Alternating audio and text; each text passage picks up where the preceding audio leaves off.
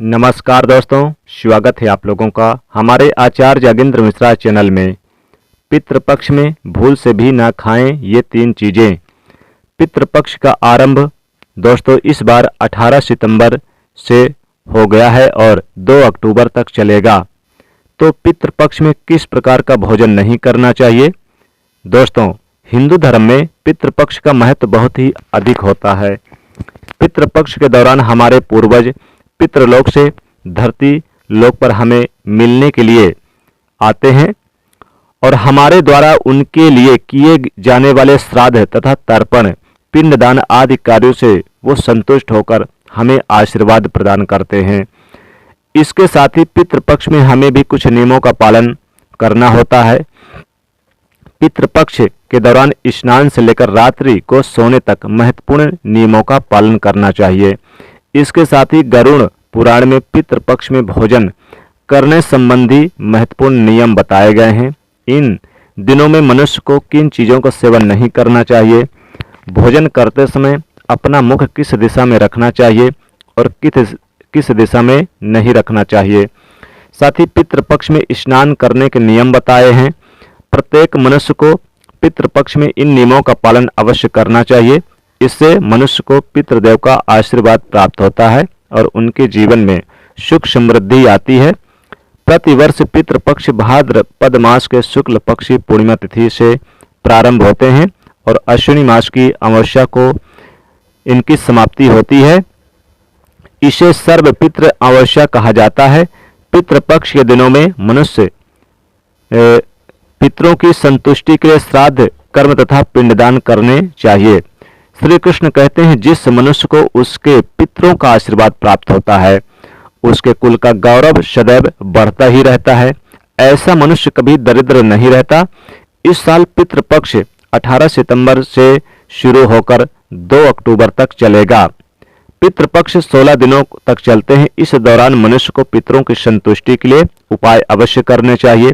चलिए अब जानते हैं पितृपक्ष 2024 की पूर्णिमा तिथि से लेकर यानी कि अमावस्या तक जिनकी मृत तिथि जिस दिन होती है उसी दिन उनका श्राद्ध तर्पण करना चाहिए और जिनको पता नहीं है वो अमावस्या के दिन कर सकते हैं।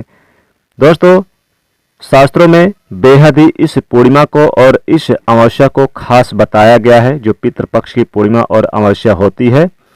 इन दिनों पितरों का श्राद्ध करने से पितृदेव अत्यंत प्रसन्न और खुश होते हैं।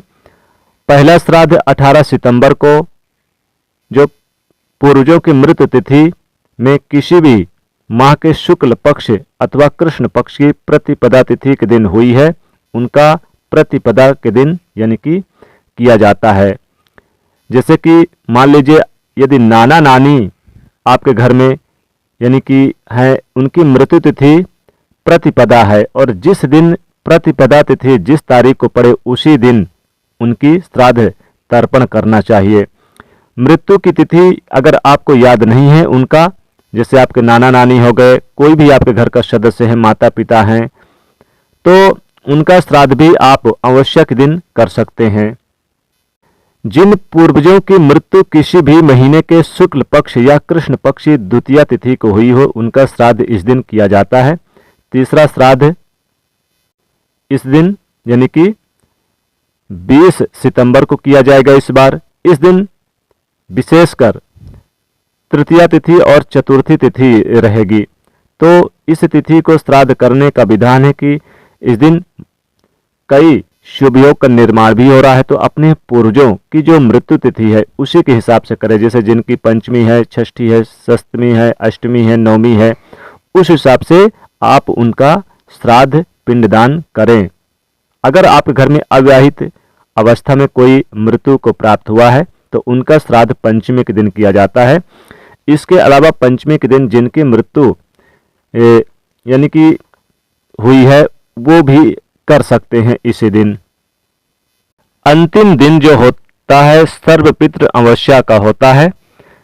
इस दिन ज्ञात और अज्ञात पूर्वजों के श्राद्ध किए जाते हैं। जैसे अगर आपको अपने पितरों का जो आपके पूर्वज जिनकी मृत्यु तिथि आपको पता नहीं है तो इस दिन उनका पिंडदान कर सकते हैं। इसलिए इसे सर्वपितृ अमावस्या कहा गया है। इसे पितृ विसर्जनी अमावस्या कहा जाता है। दोस्तों, पितृ मनुष्य को परिवार का सुरक्षा कवच होते हैं। पितृ शक्ति मनुष्य की हर प्रकार के संकट से रक्षा करते हैं। यदि घर में पितृ शक्ति का वास हो तो घर में किसी भी प्रकार के दुष्ट आत्मा का नकारात्मक शक्ति प्रवेश नहीं करती, उनका वास नहीं होता।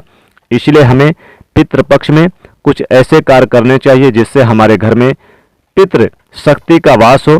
पितरों को प्रसन्न करने के लिए गरुड़ पुराण में भगवान श्री कृष्ण ने बहुत ही महत्वपूर्ण उपाय बताए हैं। भगवान श्री कृष्ण के अनुसार पितरों की संतुष्टि के लिए सर्वोत्तम उपाय है दान करना, और दान में भी सर्वोत्तम होता है तिल का दान करना।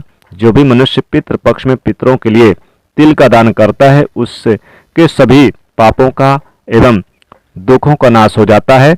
इसके अलावा आप पितृपक्ष में अपने पितरों की संतुष्टि के लिए वस्त्र आदि का दान अवश्य करें।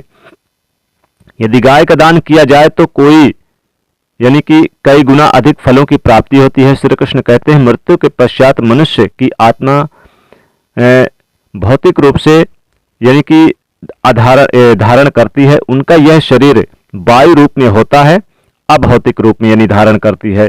तो वायु रूप में मृत आत्माएं घर में प्रवेश करती हैं और अपने परिजनों द्वारा किए जाने वाले कर्म कांड तथा श्राद्ध से वह अत्यंत प्रसन्न होते हैं। मनुष्य के पितृ उसके द्वारा चढ़ाए गए भोग को प्राणियों के रूप में ग्रहण करते हैं और उन्हें आशीर्वाद देकर फिर से पितृ लोक में लौट जाते हैं। लेकिन जो मनुष्य अपने पितरों का सम्मान नहीं करता, पितृपक्ष में श्राद्ध एवं पूजा पाठ नहीं करता, उसके पितृ दुखी होकर पितृलोक में लौट जाते हैं।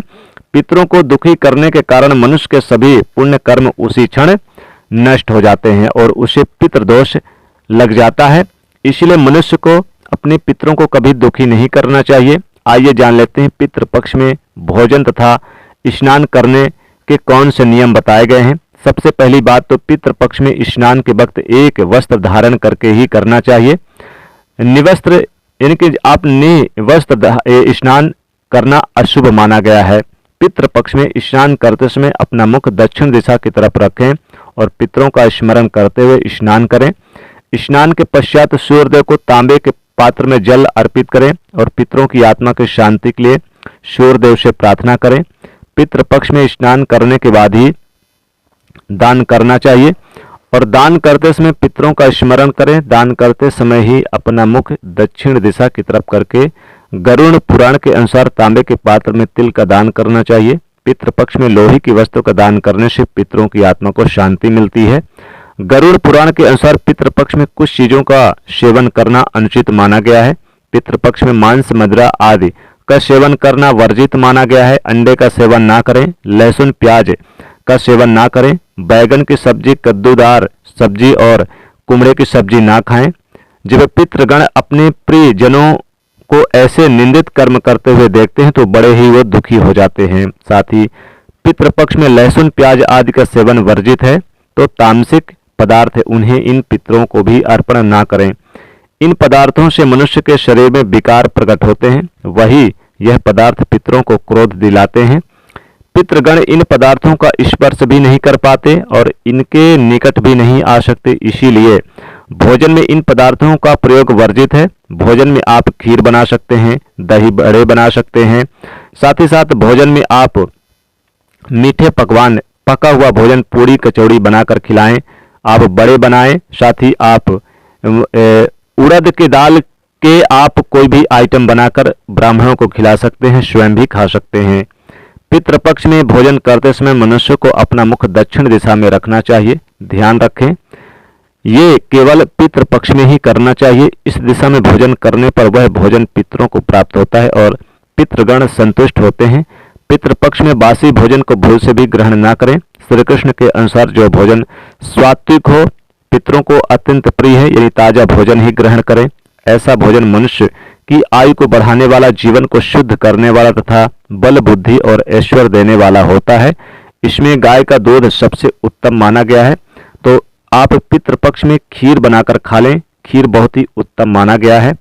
रस युक्त फल भी आप सात्विक भोजन में की श्रेणी में आते हैं। तो आप जैसे सेव, अनार खा सकते हैं, केला खा सकते हैं, लेकिन आप नाशपाती का सेवन ना करें। आप सीताफल खा सकते हैं।